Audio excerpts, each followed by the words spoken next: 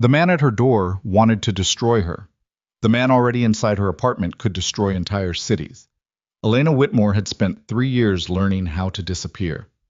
New city, new name on the lease, new locks on every door. She thought she'd finally outrun the worst thing that had ever happened to her. She was wrong. Because the night Travis Kane found her again was the same night she discovered that the most dangerous man in the city already knew exactly where she lived, and had known for months. Drop a like and comment the city you're watching from. I want to see how far this story travels. The rain had been falling since late afternoon, the kind of rain that didn't announce itself with thunder or wind, but simply arrived and stayed, heavy and indifferent, turning the streets outside into dark mirrors reflecting the glow of street lamps and the occasional sweep of headlights cutting through the wet dark.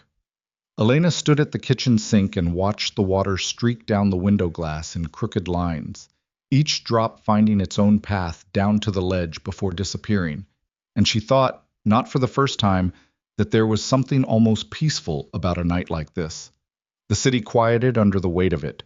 The foot traffic on the sidewalk below thinned, the usual noise that filtered up through the building's old walls. Television sets, cooking smells, the distant argument from the couple on the fourth floor, who seemed to conduct their entire relationship at maximum volume.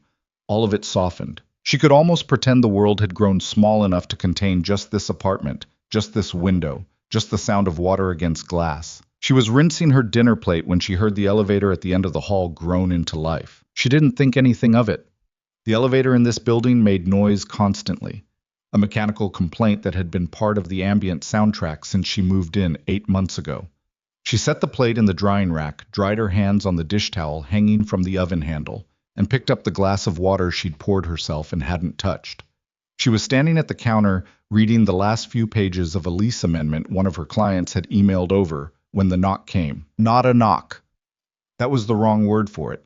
A knock was a polite sound, a social sound, something that asked permission before it demanded an answer. What hit her door was something else entirely. A fist landing 4 times in fast succession, hard enough that she felt the impact somewhere in her sternum, her body recognizing the sound before her mind caught up with what it meant. She set down the glass. Her hands were very still. The knock came again, 5 times this time. Then a voice. Elena. A pause. I know you're in there. Your car's in the lot. I saw the light on when I came up. Another pause, and then something that was almost conversational, almost calm, which was somehow worse than if he'd been shouting. Open the door. The glass of water was on the counter. She was looking at it.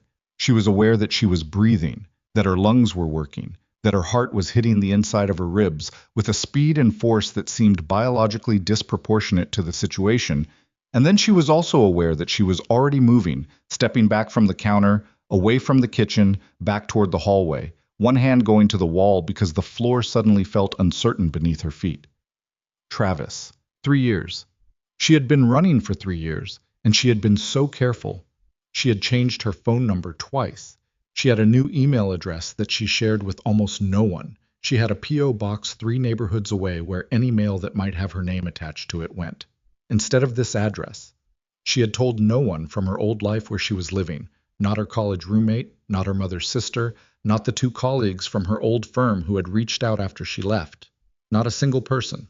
She had been careful in the particular exhausting way of someone who understood that carelessness was a luxury she could not afford, and he had still found her. I'm not here to make trouble. The voice through the door was lower now, almost reasonable. That was the register she had feared more than the shouting, back when shouting had been a regular feature of her life. The reasonable voice meant he had rehearsed this, had thought it through, had come with a strategy. I just want to talk. 5 minutes. You give me 5 minutes, and then if you want me to go, I go. She was standing in the hallway outside the living room. She did not open the door. She also, and this was the detail her mind kept snagging on, did not go for her phone. Because in the hallway between the kitchen and the living room, there was a man seated in one of her 2 armchairs, and she had forgotten he was there. She had not forgotten him. She had simply, in the flooding immediacy of Travis's voice through the door, pushed the presence of Damiano Viscari to the perimeter of her attention. And now he was simply sitting there, one ankle crossed over the opposite knee, a folder of papers open in his lap, reading, as though the knocking and the voice and all of it existed in a different room than the one he was occupying. He did not look up immediately. When he did, it was with the unhurried attention of someone who has never in his life had to demonstrate urgency to prove he was paying attention. His eyes moved from the folder to her face, and whatever he saw there made him close the folder, set it on the side table with a quiet deliberateness, and stand. I was not a tall man by the measurements of someone who thought about height abstractly. In practice, in a room, he was tall enough that the standing felt significant. He was wearing a dark suit, the jacket still buttoned despite the fact that he had been sitting in her apartment for the better part of an hour, and he looked, as he always looked, like a man for whom the concept of dishevelment was a foreign country he had chosen never to visit. "Is that him?" he said. It was not phrased as a question. She said, "You need to go to the other room." "No." "Damiano." "Elena." He said her name the way he said most things, without excess, without inflection designed to reassure her or manage her, and somehow that was steadier than anything softer would have been. "Go stand by the window." "That's not, please." She had known him for 6 weeks. 6 weeks of him showing up in her life through a sequence of events that still, in her more rational moments, struck her as improbable to the point of absurdity. And in those 6 weeks she had revised her understanding of him several times, each revision replacing a simpler version with something more complicated, and the one consistent thing across every version was that when he asked something of her with that particular quietness in his voice, her body obeyed before her mind finished weighing the options. She moved to the window. He walked to the front door and opened it. Travis Kane was not what most people would call a physically intimidating man, which had been part of what had made the years with him so disorienting in retrospect. He was average height, average build, the kind of face that looked ordinary in a crowd, and for a long time she had used that against herself. Had told herself that the story she was living couldn't be what it was because he didn't look the part. He was standing in the doorway, in a jacket. Damp from the rain, his hair pushed back from his forehead, and he had the particular expression of a man who had prepared for one version of this interaction and was now rapidly reassembling himself around the variable of a different one. He had been expecting a chain lock. Maybe her voice through the door. Maybe her not answering. He had not been expecting the door to simply open. He definitely had not been expecting the man standing on the other side of it. "The hell are you?" Travis said. Damiano looked at him. Just looked. The way a man looks at a thing he is in the process of deciding what to do with. "You have the wrong floor," Damiano said. His voice was even. Polite, even. In the way that very expensive things are sometimes polite. With a surface so controlled and smooth that the control itself is the point, is the message. "No, I don't." Travis was trying to hold his ground in a situation that was already not the one he'd arrived for. "I'm here to see Elena Whitmore. She lives here. I know she's in there." "She's not available." "I didn't ask if she was available. I asked—" Travis stopped. He had made the mistake of trying to look past Damiano into the apartment, and doing so had required looking, properly and fully, at Damiano, and something in what he saw had given him pause. Not because of anything obvious. Damiano had made no threatening gesture, had raised no voice, had not moved from where he stood in the doorway. But there was something in the quality of the stillness, something in the steadiness of the gaze, that landed differently than the stillness and steadiness of a man who was simply calm. This was the stillness of a man who had made decisions in rooms like this one before and had outlived all the variables. "She doesn't want to see you," Damiano said. "You don't know what she wants. You don't know her." "I know she moved 3 times in 2 years. I know she changed her number twice. I know she hasn't spoken to anyone from her previous life in a long time." A pause. "I think those are the actions of someone who has communicated her position fairly clearly." Travis's jaw tightened. "Who are you?" "I own the building," Damiano said. Which was true, and was also, Elena knew, approximately the least relevant fact about him in this conversation. "And I'm asking you to leave." "You're asking me?" Travis let out a short, disbelieving sound, and Elena, watching from the window, recognized the specific quality of it. The sound he made when he had decided that the appropriate response to being thwarted was escalation. She had heard that sound precede things she still didn't let herself think about in detail. "She's my girlfriend. I have every right—" "She's not your girlfriend." "To come and see her, and you have no right to stand in that doorway, and—" "I'm not going to have this conversation with you," Damiano said. "You're going to leave. You're not going to come back to this building. You're not going to contact her. And if any of those three things fails to happen, I will hear about it. The way he said it, no raised voice, no explicit threat, nothing that could be pointed at and labeled menacing in any technical sense, was somehow more absolute than if he had laid out specifics.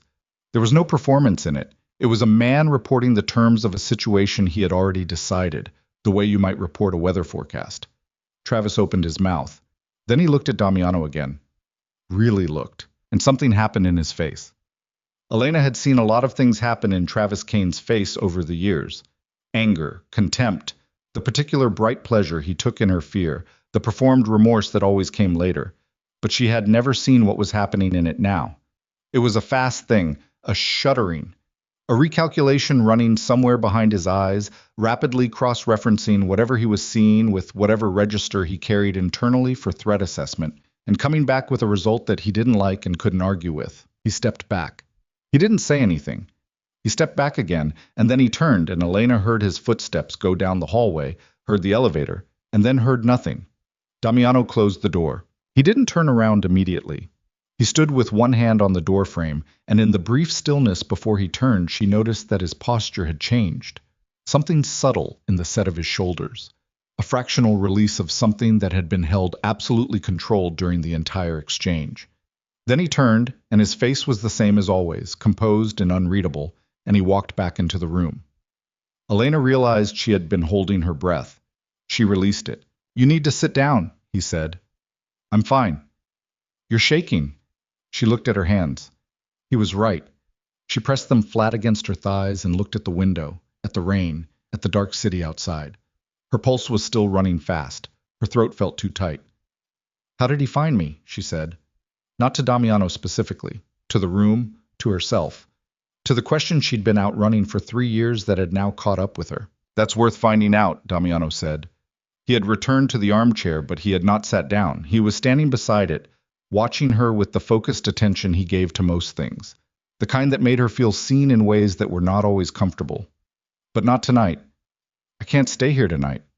"I know. I'm not—" She stopped, reorganized. "I'm not going anywhere with you. I'm not doing whatever version of this you're already planning in your head. I can call my colleague Sarah. She has a couch. I can—" "Elena, don't do that. Don't say my name like that, like I'm being—" "I have a place," he said. "A different property. Clean building, good security, not connected to me publicly. You'll have your own floor, your own key, staff you won't need to interact with unless you choose to." He paused. "No one will get to you there." She stared at him. "That's not a solution. It's a solution for tonight. And tomorrow? And next week? What is it then?" "Tomorrow we figure out how we found you. Next week we make sure it can't happen again." He said it flatly, plainly, the way you'd lay out a work plan.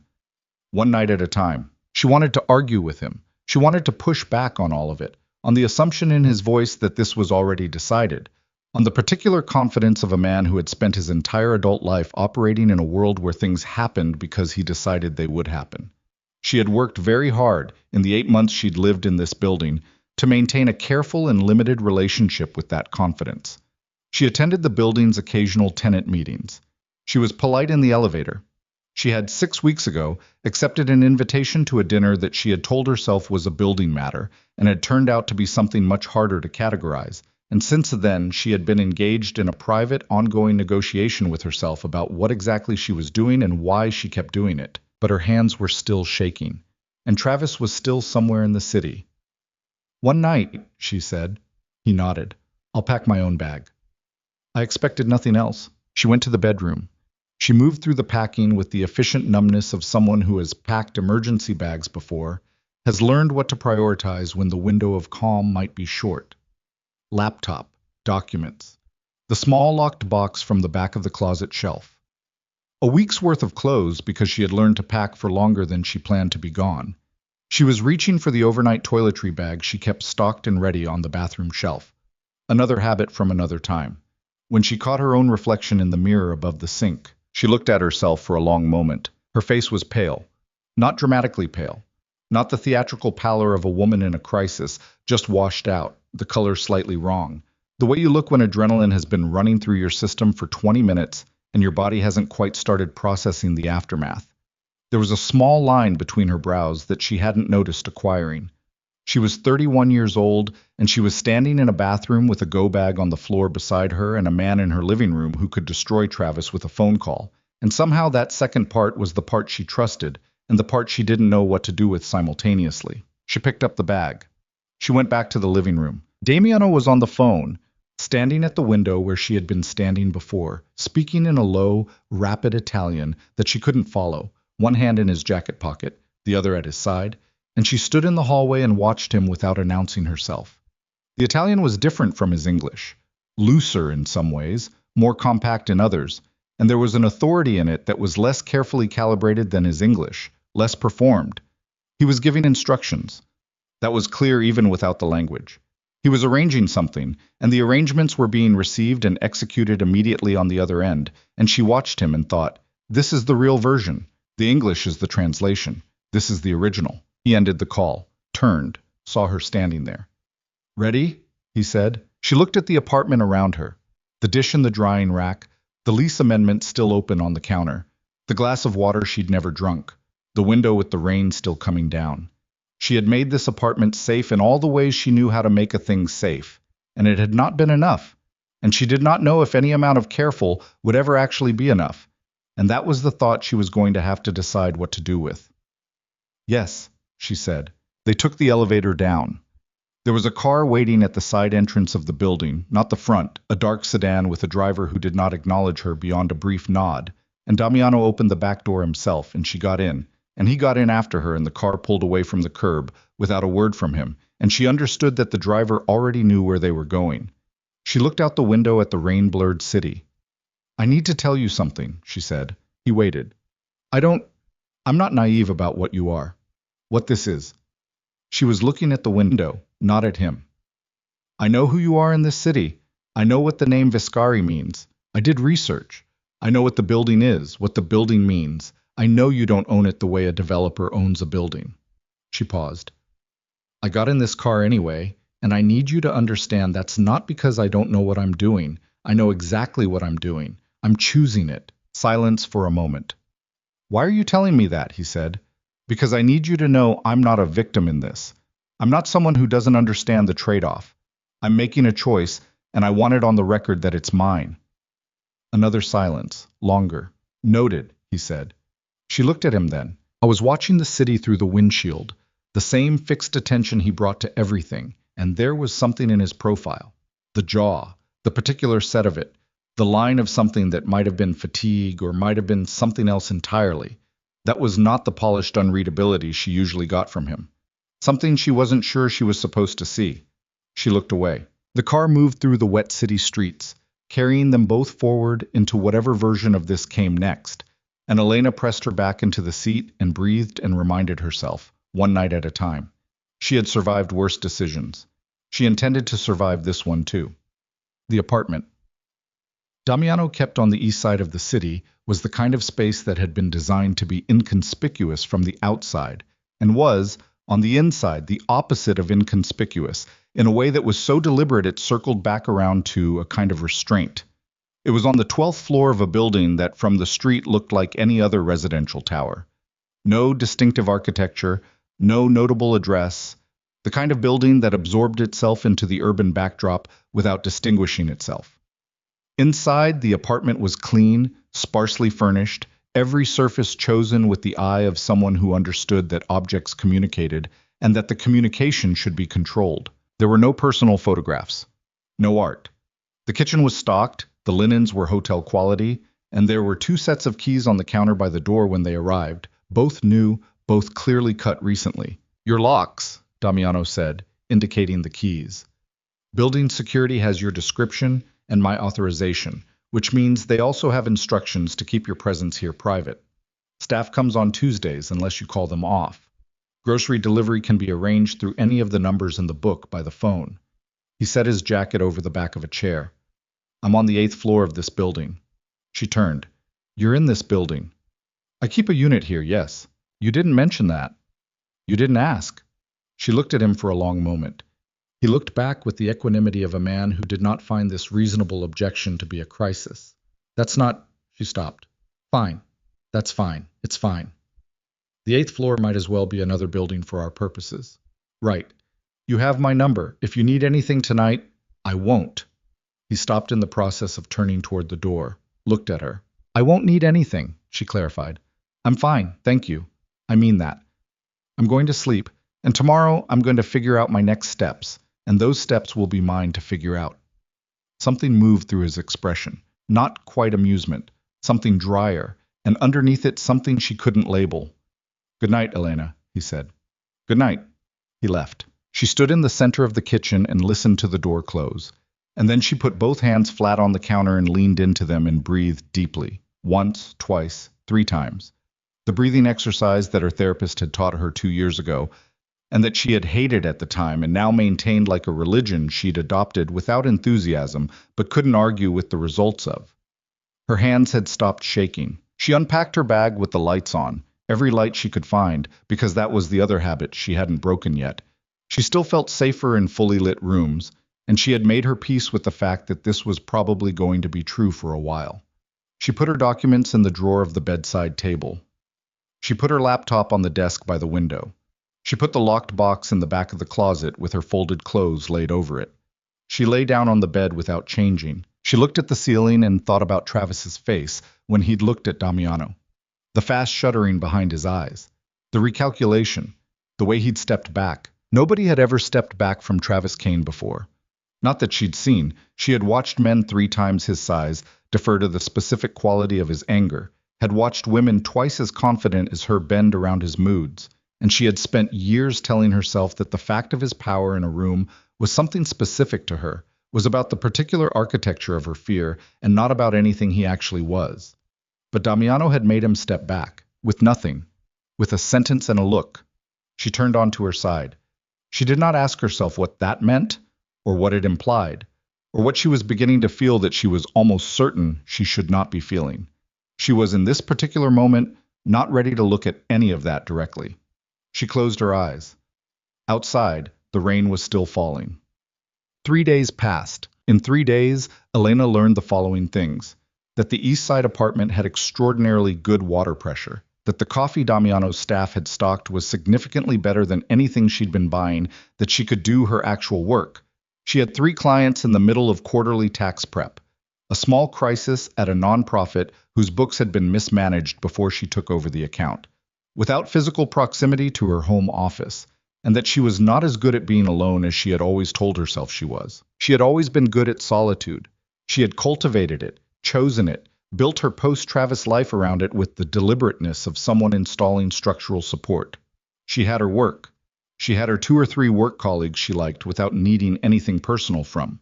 She had the running route she did 4 mornings a week, and the bookstore 2 blocks from her apartment that she visited on Sundays, and the very small contained life she had assembled, piece by piece, from the rubble of the 3 years she didn't talk about. She had not understood until now how much of that containment was circumstance, how much of the solitude was something she'd been managing rather than choosing.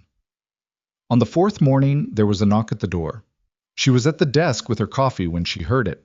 A knock, not the pounding of 3 nights ago, something measured and considered. 2 knocks, clean. And she sat for a moment before she went to the door and looked through the peephole. Damiano was standing in the hallway with a paper coffee cup in each hand, and the particular expression of a man who has decided something and is now executing the decision. She opened the door. That's my coffee, she said, indicating the cups.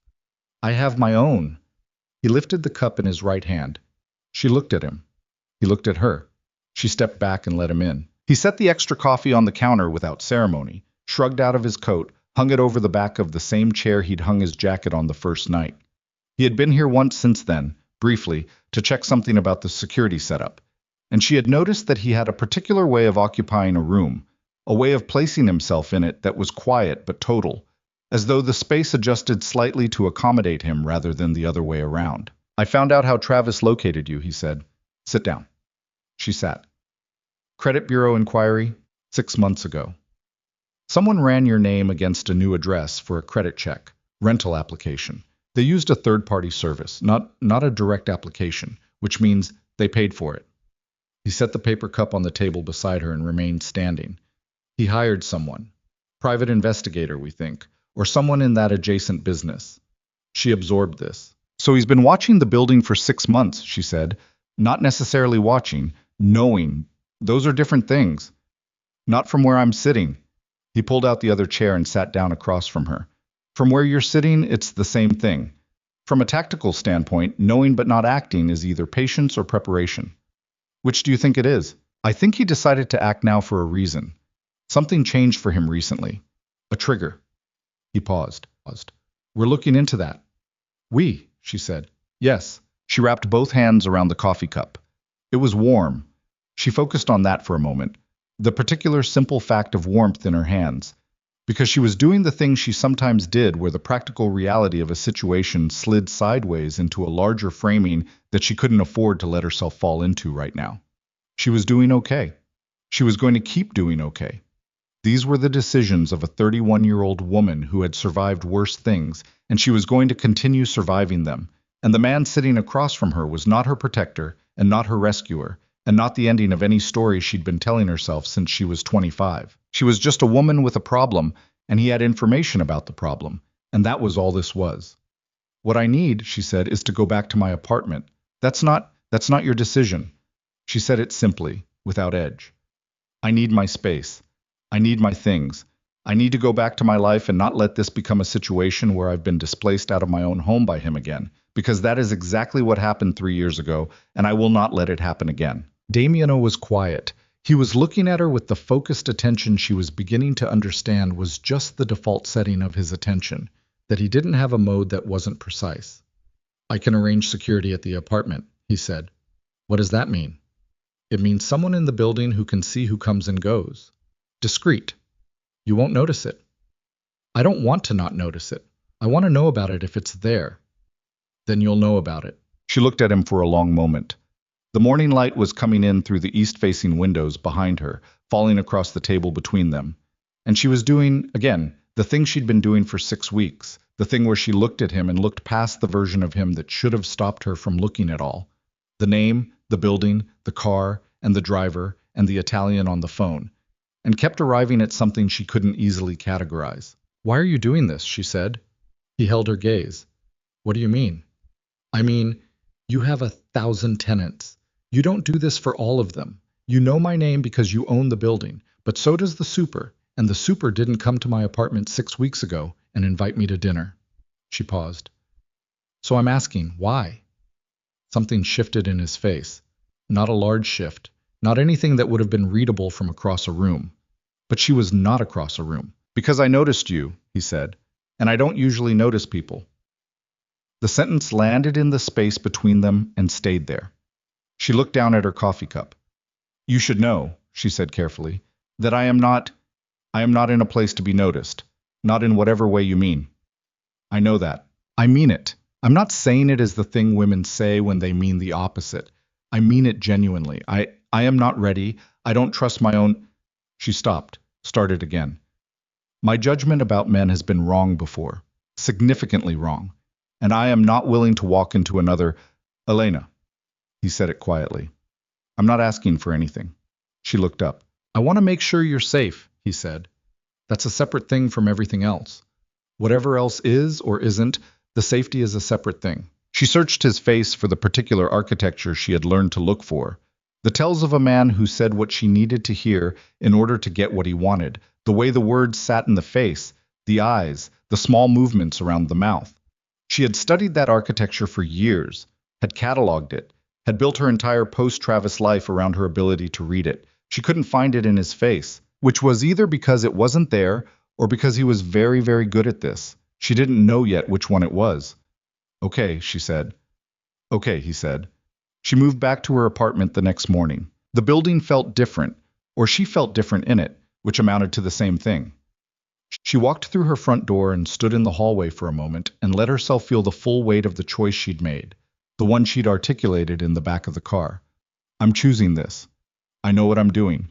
She had meant it then. She needed to keep meaning it. She unpacked. She went for a run.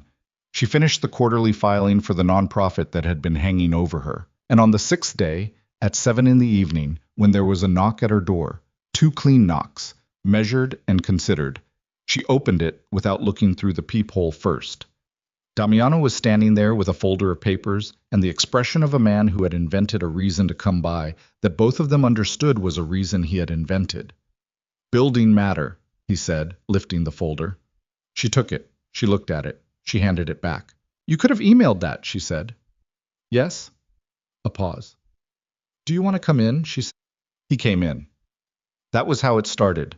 Not with a declaration, not with a decision, but with a folder of papers that didn't need hand delivering and a door opened without a peephole check and two people sitting across a table from each other who were both smart enough to know exactly what they were doing and both, for different reasons, doing it anyway. 3 weeks later, she knew that he kept exactly 4 items in the apartment below hers that he considered personal, a particular brand of coffee, a chess set that he never set up but kept in the original box on the shelf by the window, a framed photograph of a coastline that might have been anywhere and she hadn't asked about yet, and a copy of a novel she'd once mentioned she liked, which she had found on the side table one evening and which neither of them had acknowledged. She was not falling in love with him. She was very carefully not falling in love with him. She was managing the situation with the same deliberate competence she brought to every situation, and the situation was fine. The situation was under control. The situation was... Her phone rang. She looked at the screen. Unknown number. Local area code. She almost didn't answer it, and then she did. Silence on the other end. Then breathing. Then a voice she recognized so immediately and completely that it reached straight past her adult reasoning and into something older and more reflexive, something that remembered what that voice meant in the dark and what it cost to hear it in that register. Travis's voice. You think he can protect you forever? He said. Then the line went dead. She stood in the middle of her kitchen with the phone in her hand and her pulse suddenly loud in her ears and the careful, controlled structure of the last 3 weeks cracking, fissuring, falling away, and beneath it the thing she had been managing against. The understanding that this was not over, that a man stepping back from a door was not the end of anything, that whatever Damiano had in this city would either protect her completely or make the target on her back considerably larger. She didn't know which, and she understood, holding the silent phone in the too-bright kitchen, that she was about to find out. She stood there for 11 seconds after the call dropped. She counted them. Not deliberately. Her mind did it automatically, the way it had learned to count during the years when counting was a way of staying inside the present moment, instead of sliding sideways into the anticipatory dread of whatever came next. 1, 2, 3.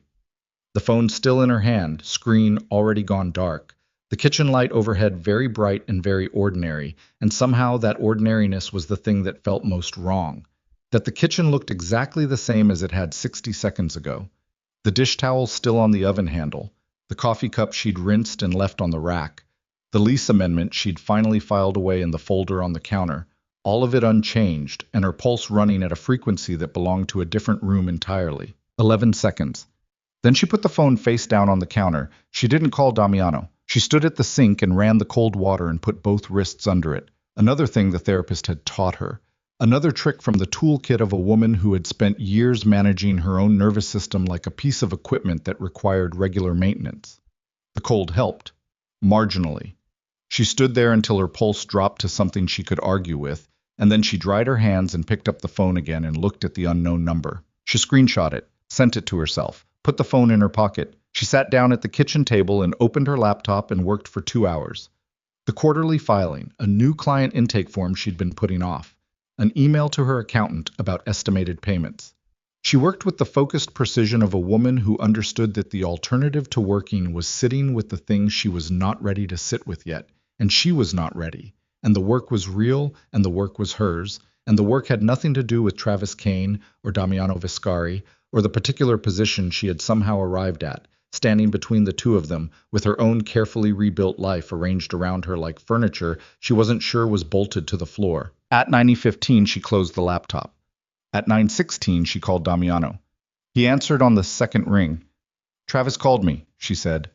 A beat of silence. Not a surprise silence. The silence of a man adjusting his position, refocusing. When? 2 hours ago. Unknown number. He said... She stopped. Said it plainly, the way you read a fact from a document. He said, you think he can protect you forever. Then he hung up. Did you call me immediately? No. Why not? She looked at the wall. Because I needed to not call you immediately. Because I needed to sit with it myself first, and make sure that when I did call you, I was doing it as a choice and not a reflex. The silence this time was different. She couldn't read it. Okay, he said. I have the number screenshotted. Send it to me. She did. Stay inside tonight, he said. I was already planning to. I know. I'm saying it anyway. A pause. I'm going to find out how he got this number. My number's not listed anywhere. It doesn't have to be listed. He's already paid for one search. He'll pay for another. His voice was flat, not angry, the same measured delivery as always, but there was something beneath the flatness that she was beginning to learn to hear, a quality of compression, the way a room sounds when the pressure in it changes before a storm arrives. This isn't going to escalate without a response. What does a response look like? Another pause. This one felt like a door opening on a room she wasn't sure she wanted to see inside. It looks like Travis Kane understanding that he has already used all the options available to him, Damiano said. Let me handle that. She did not say, I don't want you handling things for me. She had already said that, had made the architecture of her autonomy clear enough that repeating it would tip from assertion into anxiety. Instead, she said, How? That's not something I can walk you through. She understood what that meant. She understood what it meant, and she sat with the understanding for a moment, and then she said quietly, I need you to not do anything that can't be undone. A long silence. Elena. I mean it. I know what you're capable of, and I'm not. I need to know that whatever this is, it stays inside a line. What line? The line that means I can still look at you the same way afterward. Another silence, and this one was the longest, and she found that her hand was pressed flat against her sternum without her having decided to put it there. I understand, he said. Finally. Go to sleep. She went to sleep. She didn't sleep well. Oh. He came to the apartment the next morning with coffee again. She noticed that the coffee had become a kind of grammar between them, a way of arriving that announced itself as ordinary, as domestic, as a thing that asked nothing of the person opening the door, and she had decided at some point to accept it for what it presented itself as, rather than what it might mean. She let him in. He put the cups on the table. He sat down. She sat across from him. He made the call from a prepaid phone, Damiano said. Bought at a convenience store in the Westgate neighborhood 48 hours ago. Paid cash. That's premeditated. Yes. He's not just reacting. He planned this. He's been planning this for a while. Damiano wrapped his hands around his cup. We found out what changed for him. About 4 months ago, Travis Kane was passed over for a promotion at the firm where he's been working. Middle management at a real estate investment company. He's been there 3 years. The position went to someone else, and he filed an internal complaint that went nowhere. He paused. This is pattern behavior. When he loses control of one part of his life, he tries to reestablish control somewhere else. She felt the recognition of that land in her chest like something familiar and unwelcome, a fact she had already understood intuitively, viscerally, years before she had the language for it. She had been that somewhere else before. She had been the place he came back to when the rest of his life didn't cooperate with the story he told himself about himself. So this is going to continue, she said. Not if I end it. And I asked you what ending it looks like. He looked at her steadily. It looks like him choosing to stop. Is it a choice if the alternative is... She stopped herself. She was doing it again, reaching toward the question she didn't actually want the explicit answer to. Forget I asked that. You can ask me anything. I know I can. I'm choosing not to. She picked up the coffee. I've thought about it a lot, actually. What I know and what I don't know about how you operate. What I've decided to not look directly at, because looking directly at it would make it impossible for me to sit at this table with you. And that would mean being alone with this problem, and I'd rather not be alone with this problem. He was quiet. I'm not saying that to make you feel needed, she added. I'm saying it because I think you're the kind of person who needs to know where someone actually stands. He looked at her for a moment longer than he usually did. I am, he said. Yes. Then that's where I stand. She drank her coffee. He drank his. Outside, the morning was gray and dry, the rain from earlier in the week having moved on and left the city clean and cold. She could hear traffic. Someone in the hallway walking past toward the elevator. Normal sounds, normal morning, the texture of a life that wanted to be ordinary and kept getting interrupted by the evidence that it wasn't. "There's something else," he said. She put the cup down. "I have a meeting tomorrow evening. Dinner, business, Coretto's on Fifth. I go every 2 weeks." He paused. "I'd like you to come." She stared at him. "To a business dinner." "Yes." "With who?" "Associates. People I work with." "People you work with," she repeated, and the emphasis she put on it was not subtle, and he received it without deflecting. "Yes." "Why?" He took a breath. A small thing, a nearly invisible thing, and on someone else she might not have noticed it, but she had been studying the vocabulary of his body. In the particular way you study something you tell yourself, you're not paying special attention to. Because you'd be visible. With me. Publicly. He said the next part plainly, the way he said things he'd already decided but was presenting as a choice. "Travis has been operating under the assumption that you're alone, that there's a temporary inconvenience between him and you that can be waited out. I want to correct that assumption." She sat back. "You want to use me to send him a message," she said. "I want to take you to dinner," he said. "Those things can be true simultaneously." She looked at him for a long moment. This was the version of the conversation she had been having with herself for weeks. The one where she tried to locate the place where his interest in her safety ended and his interest in her began, tried to find the seam, tried to determine if there even was a seam, or if the two things had grown together into something she couldn't separate with any clean tool. "If I go," she said carefully, "it's not because you asked me to be visible. It's because I want to go." "I know the difference." "Make sure you do." He met her eyes. "Is that a yes?" She looked at the window, at the gray morning, at the ordinary Tuesday street below where no one was watching, where the city was doing what it always did, moving and ignoring and being entirely indifferent to the particular complications of any two specific people sitting at a kitchen table trying to figure out what they were to each other. "It's a yes," she said. Coretto's was the kind of restaurant that communicated its seriousness through restraint, low light, widely spaced tables, menus without prices on the copy given to guests, the soft collision of cutlery and low conversation, and the smell of good wine and something braised that had been cooking for hours. Elena had eaten in places like this before, in the other version of her life, the one before Travis, when she'd had a different kind of confidence and a different relationship with the concept of belonging in a room. She wore a black dress she'd bought 2 years ago for a client dinner and had worn exactly once. She had looked at herself in the mirror before leaving the apartment and told herself pragmatically that she looked fine, that she was going to a dinner as a woman who had chosen to go to a dinner, and the dress and the mirror, and the 5 minutes she'd spent on her hair were just logistics, not declaration. Damiano was waiting at the entrance when she arrived. He saw her before she saw him, and she caught the fraction of a second before he arranged his face, something quick and unguarded, there and gone, and she filed it away without examining it.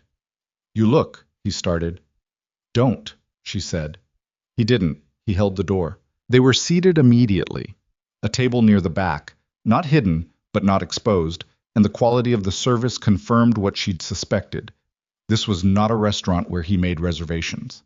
The restaurant made reservations for him. There were 4 other people at the dinner. She had expected the associates to be older, colder, the kind of men who inhabited the particular professional register of people in serious and not entirely legal business, and 2 of them were. But there was also a woman, Renata, who ran what appeared to be a legitimate import operation and spoke 4 languages and had the dry humor of someone who had sat through a great many dinners like this one and had long ago decided to find them entertaining rather than tedious. And there was a younger man, Marcus, who Damiano introduced without a title, which Elena understood meant the title was not speakable in this room. She handled herself. That was the only way she could describe it afterward. And she described it only to herself, standing in the elevator going back up to her apartment at midnight. She had handled herself. She had asked questions and answered them, had navigated the particular calibration of a dinner where some conversations happened at the surface level and others were conducted in the subtext, had felt Damiano watching her with a peripheral attention that never became obvious and was nonetheless constant, and she had been good at it. She had forgotten that about herself. The particular competence in a room. She had spent so long not being in rooms like this one that she'd let herself believe the competence had atrophied. It hadn't. Near the end of the evening, when Renata had stepped away, and Marcus was in conversation with one of the older men, and she and Damiano had a momentary pocket of relative privacy. He leaned toward her, not close enough to be a statement, just close enough to be heard without raising his voice. "You're good at this," he said. "I know," she said. A beat. Then something that was almost a smile. "I like that you said that." "I know you do." She looked at her wine glass. He looked at his. The dinner went on around them. Later, she would not be able to identify the exact moment she stopped managing her feelings toward him and started simply having them. It was not that night, or not obviously that night. It was sometime in the range of the following 2 weeks, the dinners that became a pattern, the mornings when the coffee arrived and neither of them pretended the coffee was about anything other than wanting to be in the same room. The afternoon she was stuck on a complicated calculation for a client and called him not because he knew anything about accounting, but because she wanted to talk through the frustration, and he was who she wanted to talk to. The evening he fell asleep on her couch reading the folder he'd brought with him, and she put a blanket over him and stood looking at him for too long and had to physically walk herself away. She was falling in love with him. She was aware of this the way you're aware of weather moving in. Not a surprise. The pressure had been building for weeks, and yet the arrival of the actual thing still landed differently than the anticipation of it. She did not tell him. She did not tell him for a specific reason. Travis Kane had not disappeared. The calls kept coming, different prepaid phones, 2 or 3 a week, sometimes hanging up before she answered and sometimes delivering variations on the same message. Fragments of sentences, implied rather than stated, the particular technique she remembered from years of living with him, the way he communicated threat without language that could be reported, without anything that would read as credible to someone who hadn't lived inside it. She documented every call. Time, number, content. Sent the log to Damiano and kept a copy for herself. Damiano had people watching the apartment building. She knew this not because he told her some things, but not all the operational details, which she had negotiated as a mutual boundary. There were things she needed to not know in order to maintain her own relationship with her own choices. But because she occasionally noticed, in the particular hyper-vigilant way of a woman who had spent years cataloging her environments, a face that recurred at the periphery. Outside the coffee shop, near the entrance to her office building, a woman at the bus stop 2 mornings in a row who read a different newspaper each time but held it the same way. She didn't say anything to Damiano about it. She decided to let it be. What she could not let be, could not file under managed or handled or decided, was the conversation she had with her colleague Sarah on a Thursday afternoon, sitting in the small kitchen of the 3-person accounting firm they'd been running together for 4 years. Sarah put a cup of tea on the table between them and sat down with the careful deliberateness of someone who had something to say and had been waiting for the right moment and had decided the right moment was now. "You're seeing him," Sarah said. Elena looked at the tea. "Damiano Vescari," Sarah said. "The man who owns your building, among other things." "We spend time together," Elena said. Elena. "I know what you're going to say." "I genuinely don't think you do." Sarah was 43, had built the firm from a 2-person operation and managed it with the kind of pragmatic affection that made her both the best business partner Elena had ever had, and occasionally the most uncomfortable person to be in a room with. "I've looked him up. Not the public-facing stuff. I actually looked. I talked to a friend who works with the city DA's office." Elena went still. "He's not untouchable," Sarah said. "That's what she told me. He operates in a gray zone, and he has for years, and there have been 2 federal inquiries in the last decade, and nothing has stuck, but not because nothing was there, Elena, because the people who were going to testify changed their minds or moved away, or in one case, weren't able to testify anymore." The kitchen was very quiet. "I know what he is," Elena said. "Then you know what you're standing next to." "I know exactly what I'm standing next to. And you're okay with it." Elena looked at her.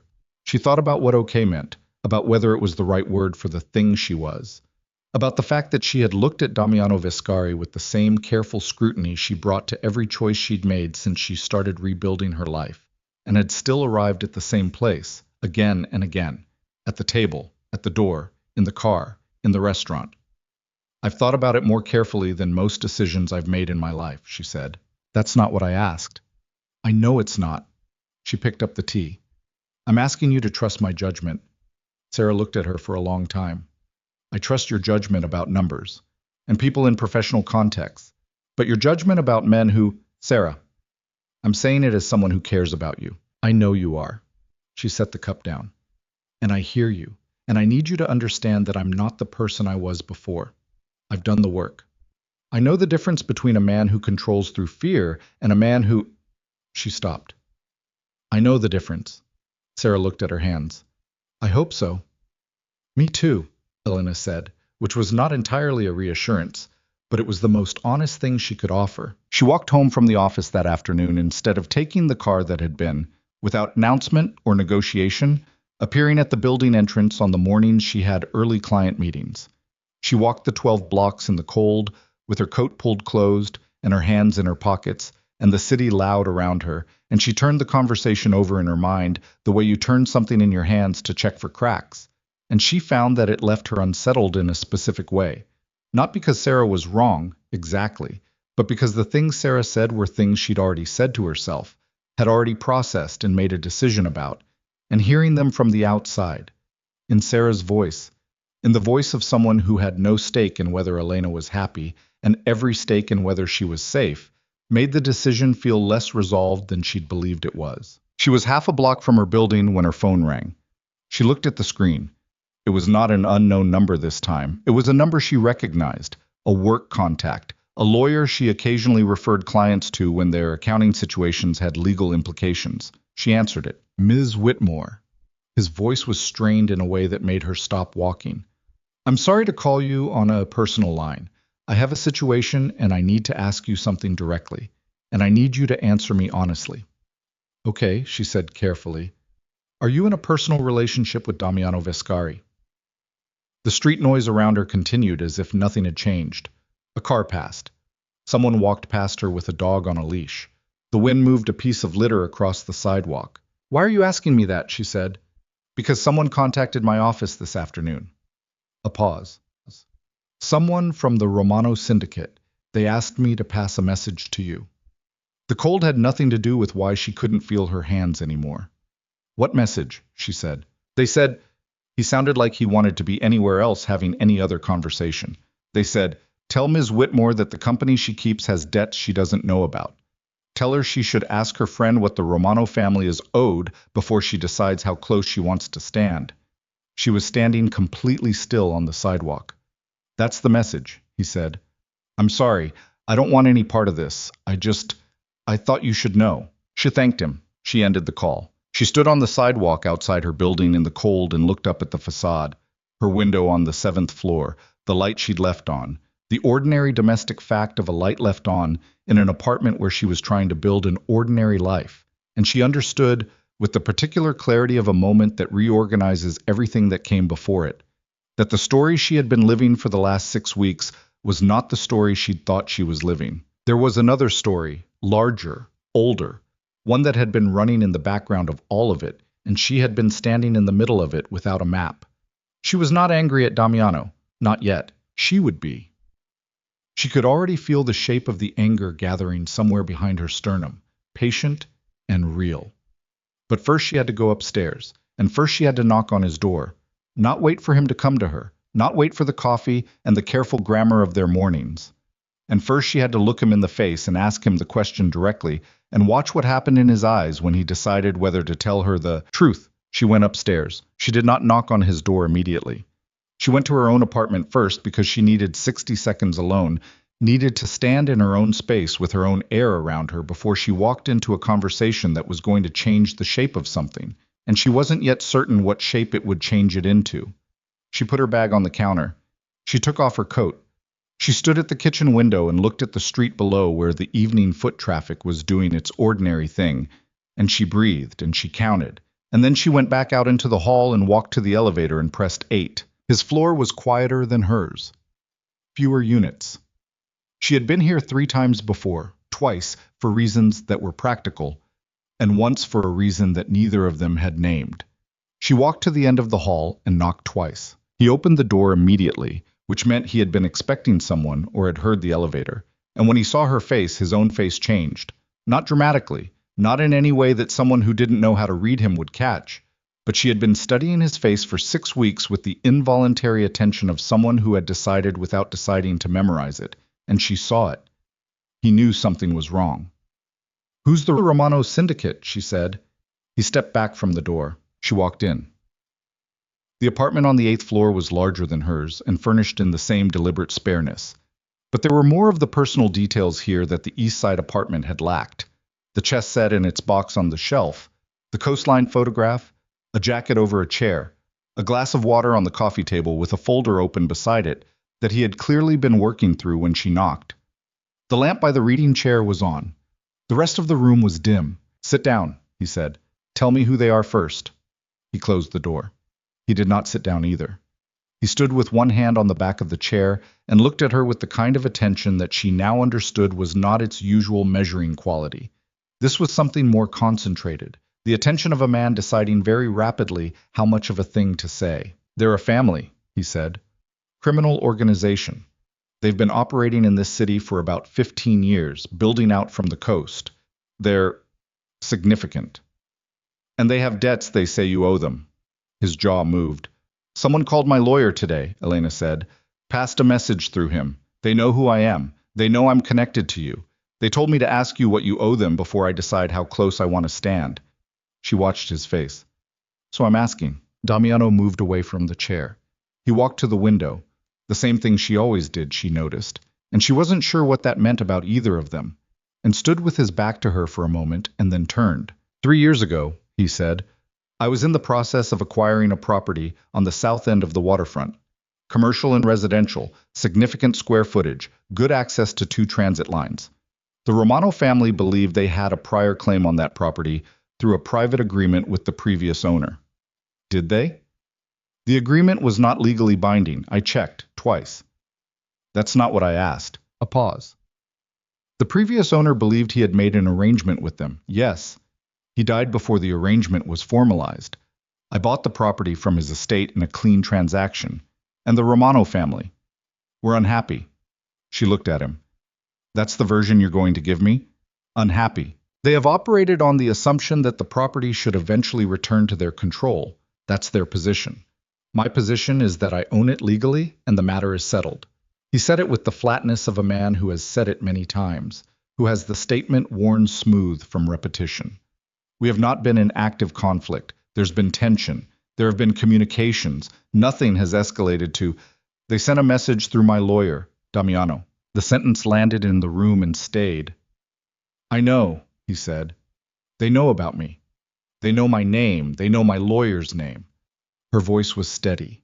She had decided it would be steady, and it was, and the steadiness was costing her something, but she was paying it.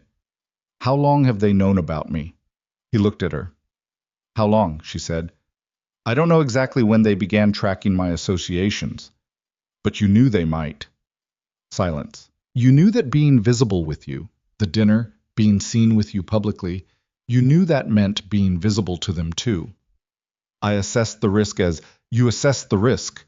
She heard something come into her voice and couldn't stop it, didn't try to. "You assessed the risk and you decided the assessment was yours to make. Without telling me there was a risk to assess." "I didn't want to." "Don't." She held up one hand. "Don't tell me you didn't want to frighten me. I am not a woman you protect by withholding things from. I spent 3 years with a man who thought that was protection, and I know exactly what it looks like and what it costs, and I will not accept it from you." He was very still. "I'm not saying you're him," she said, and her voice dropped, the anger in it shifting into something more precise and therefore more dangerous.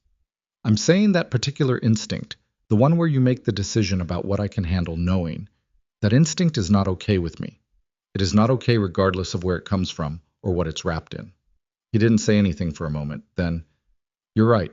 She had expected defense, had prepared for it, had the responses lined up, and his agreement arrived so plainly and without qualification that it moved through her preparation and left her standing in the space on the other side of it without a next move. "I made that decision without your input," he said. "I won't argue that it was the right call." She breathed. "Okay. I need to tell you the rest of it." She looked at him. "Sit down," he said again. "Please." She sat. He sat across from her, in the chair by the coffee table, his forearms on his knees, and he looked at her with the direct, unflinching attention that she had come, over weeks, to understand was his version of respect. He did not look away from things, did not soften his gaze to make the receiving easier. and now was no different. The Romano family has been patient for 3 years because they believed the situation would resolve itself in their favor without direct action, he said. There are, there are aspects of my operations that have been under pressure, not from law enforcement, from a shift in the city's financial landscape, consolidations, a few significant losses in legitimate investments that affected the broader picture. He paused. They believe I'm weakening. They believe if they apply the right pressure at the right points, I'll eventually sell the waterfront property to settle the matter. Are they right? No. About the weakening. He held her gaze. I've had a difficult 18 months. That's true. But weakness and difficulty are not the same thing. And they're using me as pressure, she said. It wasn't a question. The shape of it had been assembling in her mind since the sidewalk, the pieces fitting together with a cold mechanical click. That's what the message was. Not a threat to me. A message to you. They're telling you that they see her, they know about her, they can reach her. Damiano's expression didn't change. His hands, she noticed, had pressed slightly together between his knees. Yes, he said. The room was quiet. So Travis, she said slowly, Travis calling me, Travis finding me. She was working through it as she spoke, watching his face, reading the response in real time. Did the Romano family? We don't know yet. But it's possible. A beat too long. It's possible. She sat back. She put both hands in her lap and looked at them and thought about the sequence of events. The night Travis appeared. The knock at the door. Damiano opening it. Damiano already in her apartment.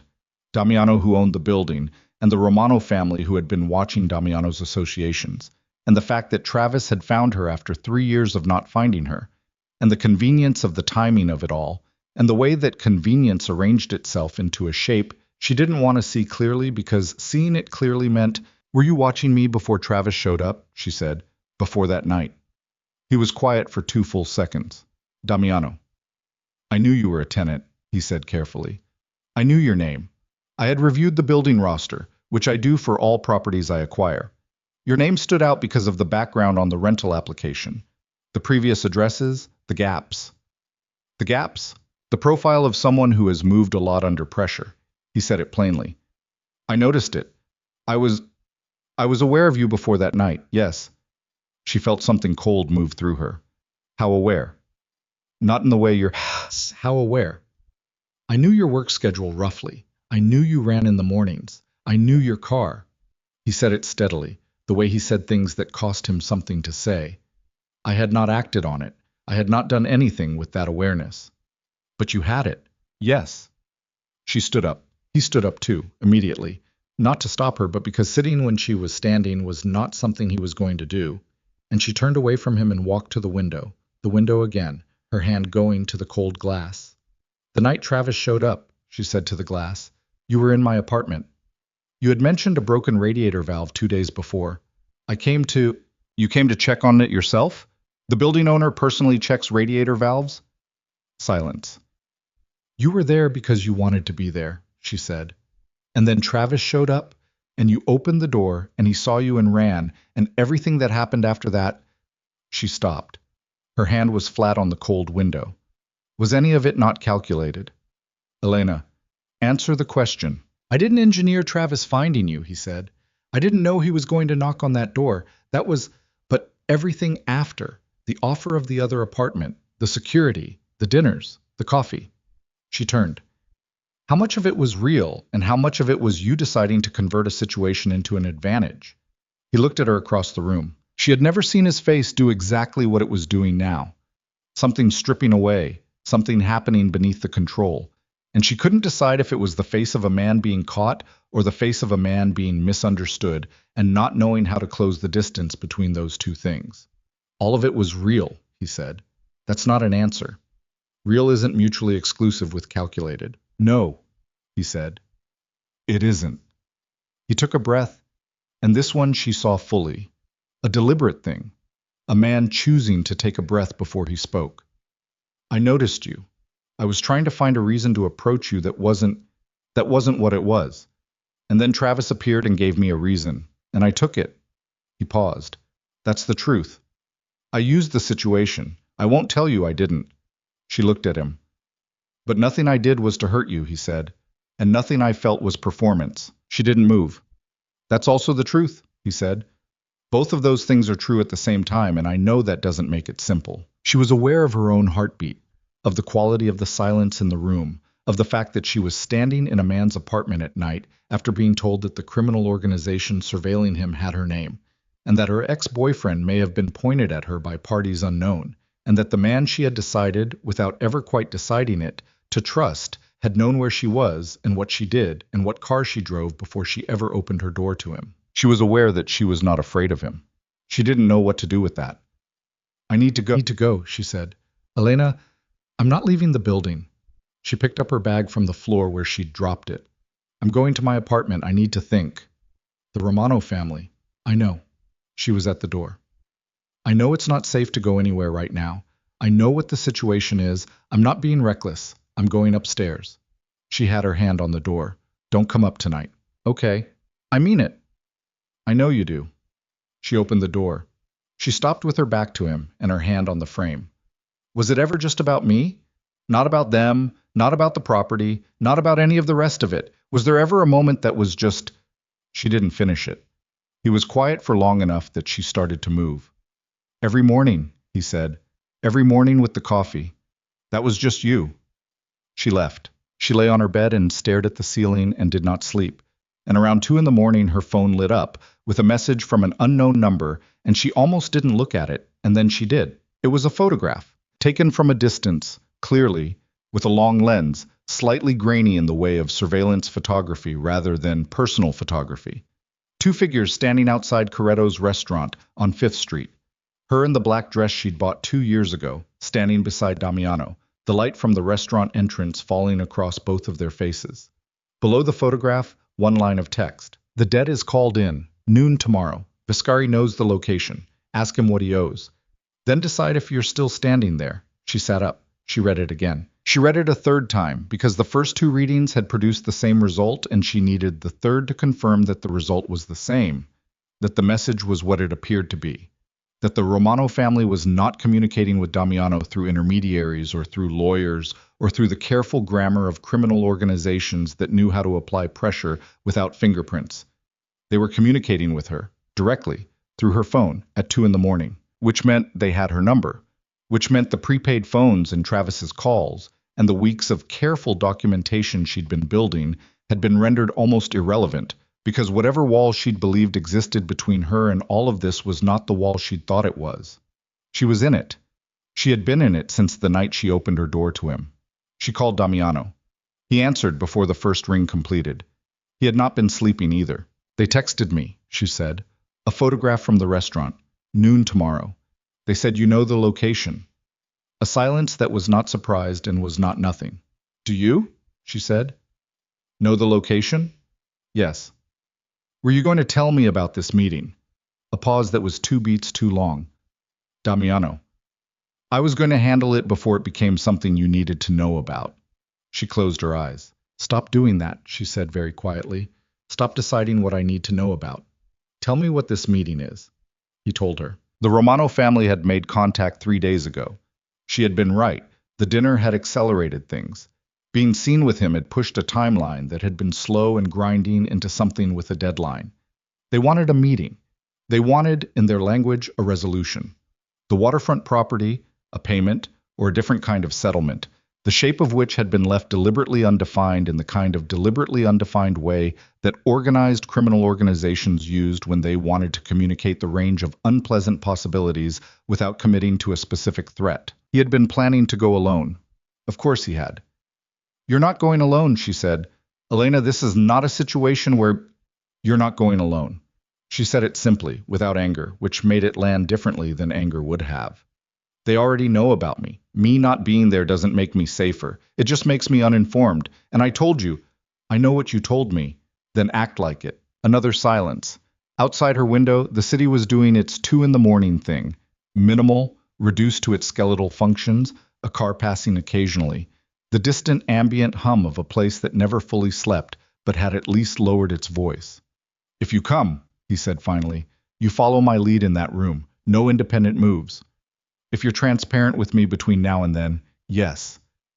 There are things I can't... I'm not asking for everything. I'm asking for enough. She paused. Enough to know where I'm standing. That's all I've ever asked. He was quiet. Damiano. His name and her voice had a quality she hadn't put there deliberately. Something stripped of its management, its calibration. Are we going to survive this? She meant the meeting. She meant the Romano family, and the waterfront property, and the debt, and all of it.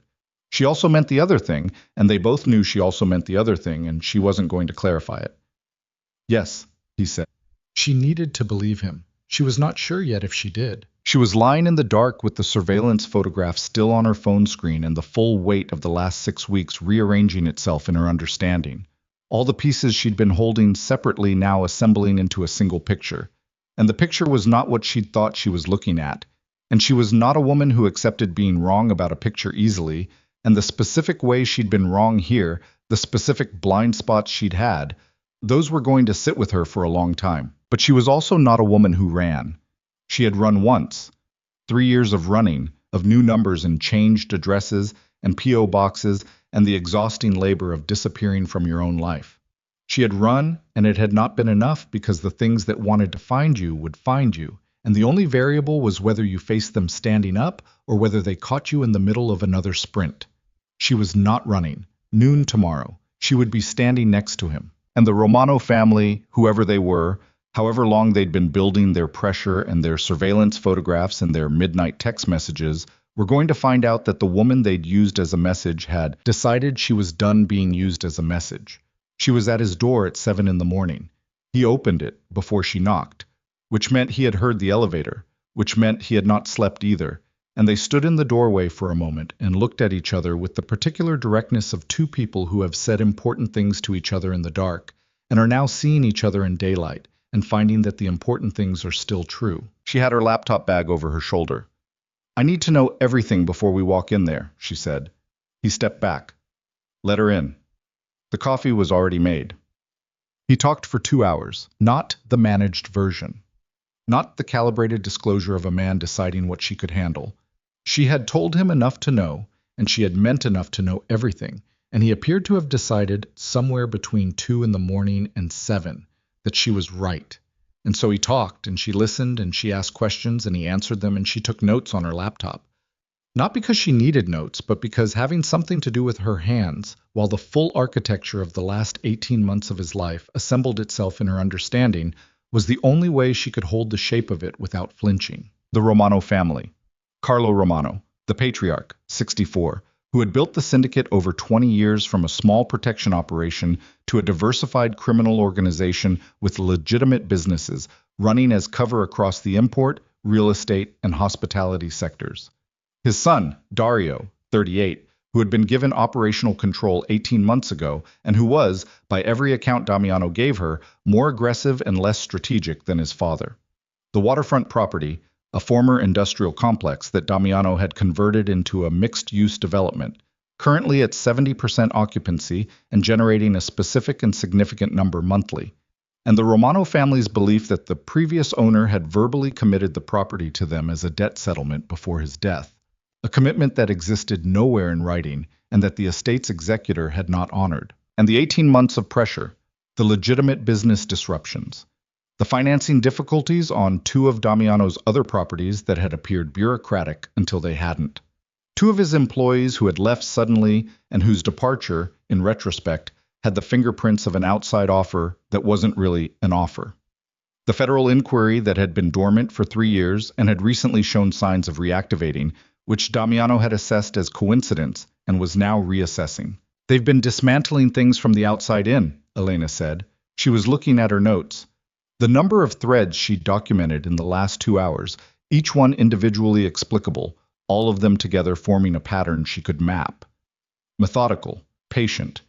They're not trying to beat you. They're trying to make holding the property more expensive than releasing it. That's been my read as well.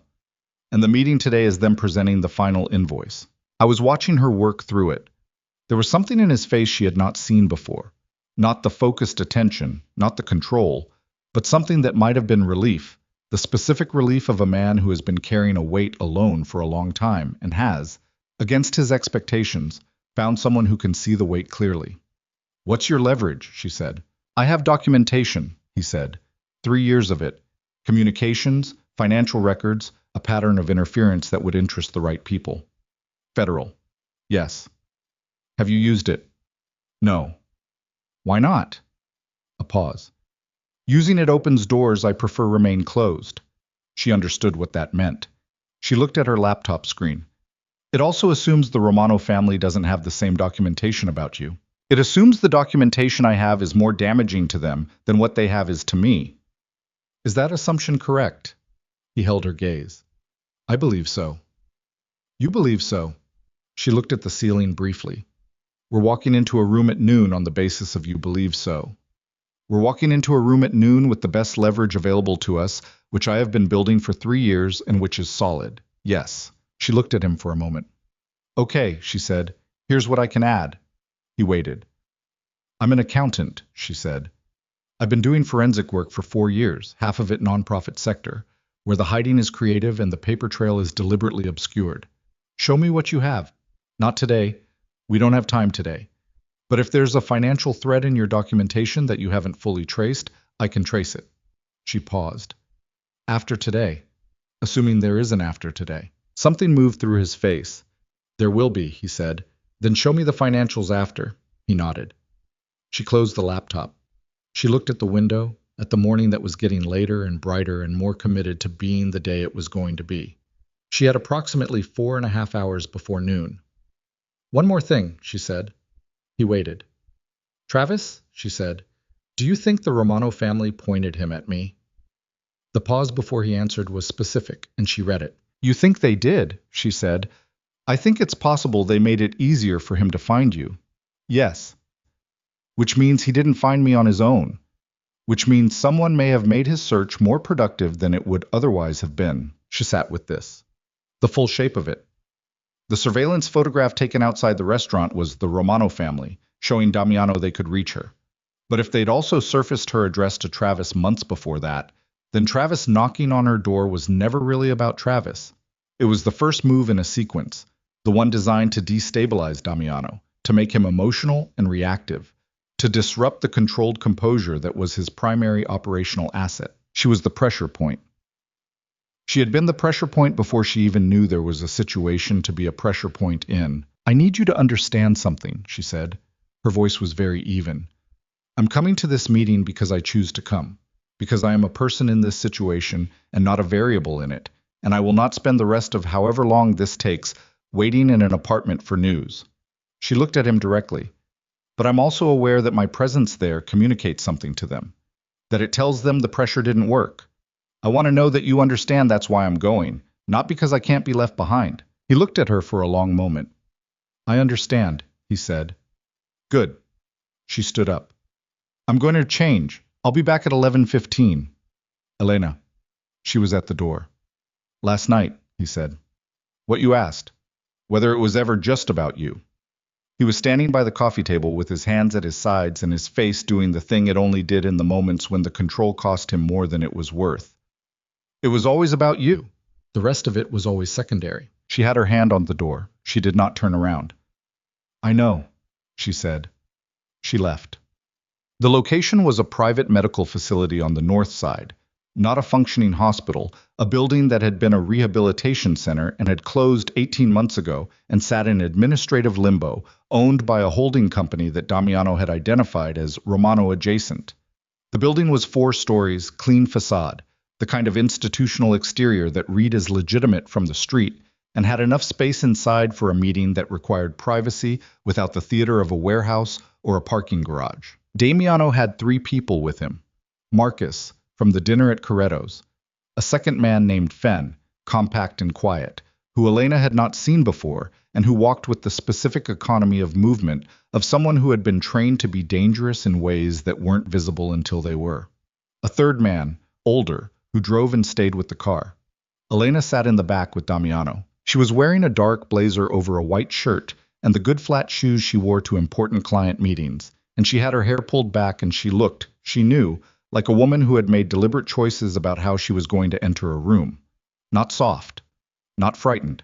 Not the woman from 3 years ago who learned to make herself smaller in hopes that smaller would mean safer. The car was quiet for most of the drive. At one point, Without looking at her, Damiano said, "If I tell you to get out of the room, you get out. If you tell me there's a specific reason I need to, that's the same thing." It's not. She was looking out the window. One is you making a tactical assessment and communicating it to me. The other is you deciding unilaterally that I should go. I'll respond to the first. The second I'll use my own judgment on. A pause. Fine, he said. Marcus, in the front seat, did not visibly react to this. Elena had the sense that Marcus had seen many things and had developed a comprehensive policy of not visibly reacting to any of them. The building was on a tree-lined street that was mostly commercial. A dry cleaner, an insurance office, a vacant lot with a faded sign. The car pulled to the side entrance, not the front. The older man stayed at the wheel. Marcus got out first, then Fen, then Damiano, and Elena got out last and stood on the sidewalk in the cold morning air and looked at the building. Her pulse was elevated. Not out of control, present. She followed them in. The room was on the third floor, and it had been prepared for this meeting in the specific way of organizations that understood the semiotics of space. A long table, chairs on both sides, a water pitcher in the center, nothing else. The windows had the blinds drawn. The overhead lights were industrial, flat, the kind of light that flattened faces and removed shadow and made everyone look equally exposed. The Romano side was already there. 4 men and 1 woman. Carlo Romano was not among them, which Elena registered immediately and filed. The man at the head of their side of the table was Dario Romano. She knew him from the description Damiano had given her. Late 30s, dark jacket, a face that would have been handsome in a different configuration of its features, but had instead settled into something that read as impatient. He had the look of a man who was accustomed to outcomes he'd decided on in advance. He looked at Elena when she came in. Not at Damiano, at Elena. His gaze was flat and assessing and entirely willing to be observed doing its assessing. The look of a man who considered his scrutiny to be a communication. She looked back. She did not look away. He moved his eyes to Damiano. "You brought her," he said. "She's here," Damiano said, which was not the same thing, and Dario received the distinction with a small tightening around his mouth. They sat. Damiano at the center of their side, Elena to his right, Marcus to his left, Fen standing at the wall behind them. The Romano side arranged itself with Dario at center and his people distributed around him with the settled comfort of people on home territory. Dario put both hands on the table. "I'll be direct." "Please," Damiano said. "The property on Whitmore Dock." He didn't glance at Elena when he said Whitmore, but the choice of that name, the street name that matched her surname, whether coincidence or not, landed in the room and stayed. "We want it transferred, full title. In exchange, the outstanding matters between our organizations are settled, all of them, clean close." "The property isn't for sale," Damiano said. "I didn't say sale, I said transfer." Same answer. Dario's jaw moved once. "We've been patient." "You've been strategic," Damiano said. "There's a difference. Patient implies virtue. What you've been is methodical." "The financing disruptions on your Harker Street property," Dario said. "The inquiry reopening. The 2 personnel you lost last spring." He laid them out one by one, flat-voiced, the recitation of a man reading from a list. "We can add to that list. We've been conservative." "Why?" Elena said. Dario looked at her. "Why have you been conservative?" she said. Her voice was level. She felt Damiano's attention shift to her from the side, but she kept her eyes on Dario. "You've had this leverage for 18 months, the reopened inquiry alone. If you have the reach to reactivate a federal inquiry, you could have used that harder and faster. You didn't, so why?" Dario looked at her for a long moment. The look of a man recalibrating. "Because we prefer not to," he said. "The inquiry route is loud. It draws attention to our own operations. So you need this to be quiet," she said, "which means the loud option is also bad for you, which means neither side actually wants to go loud." "Elena," Damiano said, low. "She's right," Dario said, and his voice had shifted slightly. Not warm, not conceding, but a different quality. The tone of a man who has encountered something unexpected and is deciding whether to treat it as a problem or a variable. "We prefer quiet." "That's true." "Then a transfer isn't quiet," Elena said. "A forced transfer of a property that's currently generating revenue and occupied by legitimate tenants creates a paper trail and a disruption that will be noticed by people who notice things. If you actually want quiet, you need a different structure. The room was very still. Dario looked at her for a long moment. Then he looked at Damiano. Is she your lawyer? No, Damiano said. Then what is she? She's here, Damiano said again. Dario's gaze returned to Elena. What structure? He said. She felt the moment settle into something she recognized from years of difficult client negotiations. The moment when the person across the table has moved from resisting to listening, has decided that engaging with your logic is more productive than defending their position against it. She had lived in that moment in conference rooms and across kitchen tables and in offices where people had made bad financial decisions and needed someone to hand them a better path without making them feel like they were retreating. A long-term revenue share on the property, she said, structured as a consulting arrangement or a management fee, something that exists legally, that is documentable, that creates an ongoing relationship rather than a one-time transfer. You get a continuous income stream from an asset you don't have to manage. He retains title. The operational disruptions stop. Everyone's books look clean. A silence. That's not... One of Dario's men started. Dario held up one hand without looking at him. I was looking at Elena. You put numbers to that, he said. Monthly. I'd need the property's current financials, she said. I can put numbers to it by end of week. Another silence. This one with a different texture. The texture of a room in which a meeting that had been planned as a confrontation had become something else, and the people in it were adjusting to the new shape of it. Dario looked at Damiano. You're comfortable with her representing this. She's not representing anything, Damiano said. She's in the room. What she said was her own, which you endorse. A pause. Which I'm willing to discuss. Dario sat back. He looked at his hands. He looked at the ceiling. He looked like a man who had come into a room expecting one conversation and found himself in the middle of another one and was rapidly deciding whether the other one was better or worse for his interests. Elena breathed. Her pulse was in her ears. She held her face steady, and she thought, this is leverage. This is the moment. If this works, it works because he believes she can deliver what she's describing. And she can deliver what she's describing. She has the skills, and she has done harder work with worse numbers, and she is not... The door opened. Not the door they'd come through. The door at the far end of the room, the one that had been closed since they'd entered, and that Elena had noted as a second exit and then set aside as background information. A man came through it, older than Dario, heavier, wearing a coat that hadn't been taken off, and Elena recognized him from nothing because she had no reason to recognize him, but she felt the room change when he entered. The Romano side stiffened almost imperceptibly, and Dario's hands came off the table and Marcus, behind her, shifted his weight. The man looked at Damiano. Viscari, he said. His voice had the particular quality of a man who had not needed to raise it in a very long time, because rooms went quiet when he entered them anyway. This was not Dario Romano presenting the final invoice.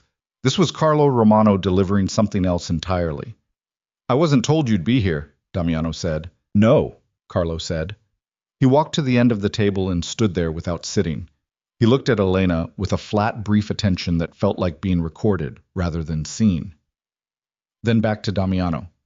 I came because my son told me this morning that the situation had become interesting. He tilted his head slightly. He was right. The room waited. The arrangement your accountant proposed, Carlo said, and the word accountant was laid down with a specificity that said he knew exactly who she was and what her name was, and that none of this was news to him. It's not acceptable. I'd want to hear a counter, Damiano said. The counter is the original ask. Carlo put both hands on the back of a chair. Title. Full transfer. By the end of the month. Dario looked at his father. Something moved between them. Not quite surprise, but a recalibration of something, Dario's expression doing a quick internal negotiation that resolved into stillness. That's not going to happen, Damiano said. Then the inquiry accelerates, Carlo said simply. And a second inquiry opens, and the financing difficulty on Harker Street becomes permanent. And the building in the Meridian District, he paused. The one where you keep your private units, the one where Ms. Whitmore has been residing. He looked at Elena again. That property's zoning status has been under review. It would be a shame if the review resolved unfavorably. The threat was precise, and it was total, and it was delivered in the voice of a man who had made precise and total threats for 30 years and had learned that the delivery mattered as much as the content. Elena felt the cold go through her, and she did not let it reach her face. She felt Damiano go very still beside her. Carlo looked at Damiano and waited, and Damiano reached into the inside pocket of his jacket and placed a flash drive on the table. The room changed again. That contains, Damiano said, financial records, communications, and third-party documentation covering 31 months of your operations in this city, wire transfers, shell company structures, the name of the federal contact your organization has been using to redirect inquiry timelines. He paused. It also contains documentation of the method used to resurface a specific individual's residential address and make it accessible to a third party earlier this year. Elena felt the last piece land. Travis. The confirmation, laid on the table in front of everyone in the room, that the Romano family had handed her address to Travis Kane. That the knock on her door had not been Travis finding her. It had been the Romano family using Travis to find her, to create a situation, to give Damiano a problem with a face on it, to start the sequence that had led, with what she now understood was deliberate design, to this room. She breathed. Carlo Romano looked at the flash drive. He looked at it for a long time. The copy on that drive, Damiano said, is one of 4. The others are with people I trust in locations that are not accessible to you. If anything happens to me, to my operations, to my properties, or to anyone in this room on my side of the table, all 4 copies move simultaneously. You'd take yourself down with us, Carlo said. Some of that documentation pertains to me, yes. Damiano's voice was absolutely level. I've decided I'm willing to accept that outcome if the alternative is accepting yours. Carlo looked at him. Dario was very still. Elena looked at the flash drive on the table and thought about 31 months of careful documentation, 3 years of building something while being dismantled from the outside, and a man who had decided that the only leverage worth having was the kind that cost you something to use, because the kind that costs you nothing is the kind the other side doesn't believe you'll actually deploy. Carlo Romano picked up the flash drive. He turned it over in his fingers once. He set it back down. You want a number, he said. It was not quite a question. I want it over, Damiano said. Give me a number, and Elena will structure it so both sides can live with it. Carlo Romano looked at the flash drive sitting on the table between them. He looked at it the way a man looks at a thing he did not expect to see, and is now doing the rapid internal arithmetic of someone who has run many rooms and recognizes, in the particular quality of this silence, that this room has turned. He picked it up. He turned it once in his fingers.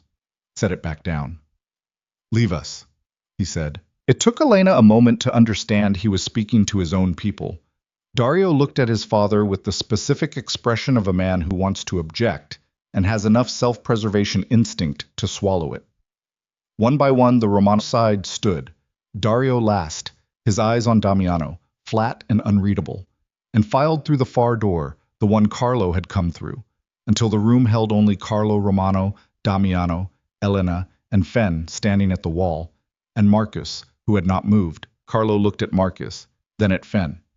Damiano said quietly, "Give us the room." Marcus moved without hesitation. Fen followed. The door closed.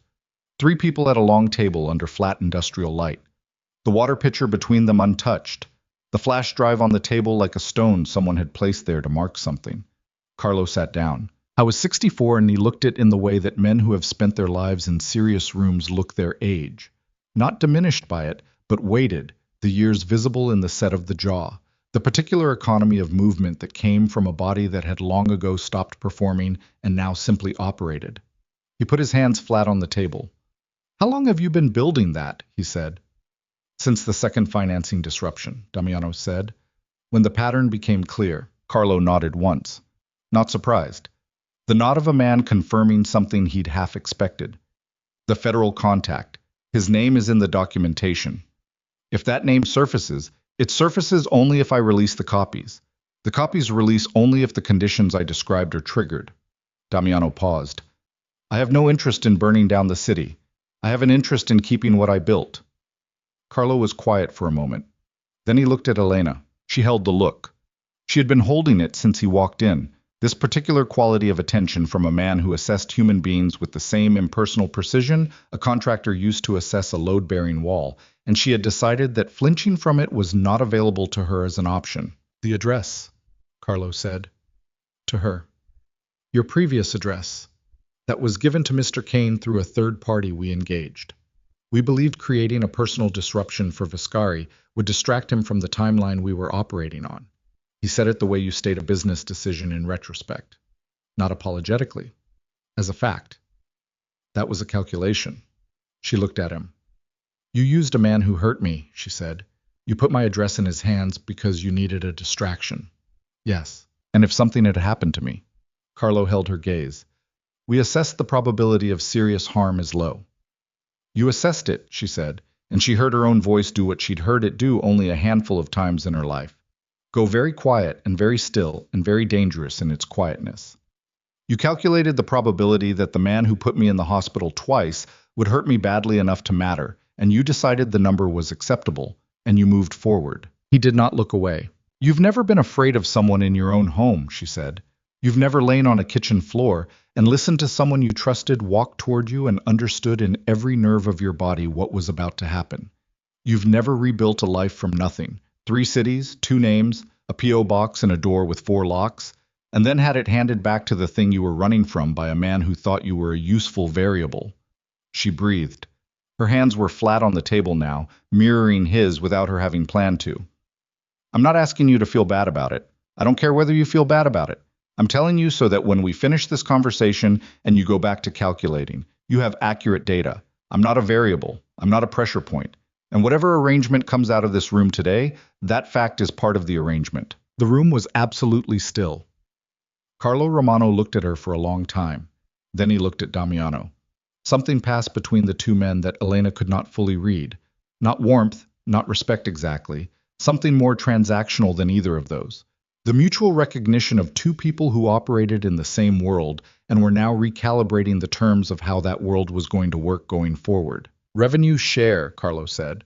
"Your accountant's proposal. I want the numbers by Friday." Elena said, "You'll have them Thursday." Carlo stood. He picked up the flash drive and held it for a moment, and then set it back on the table in front of Damiano. "Keep it," he said. "I prefer not to have it in my possession." He buttoned his coat.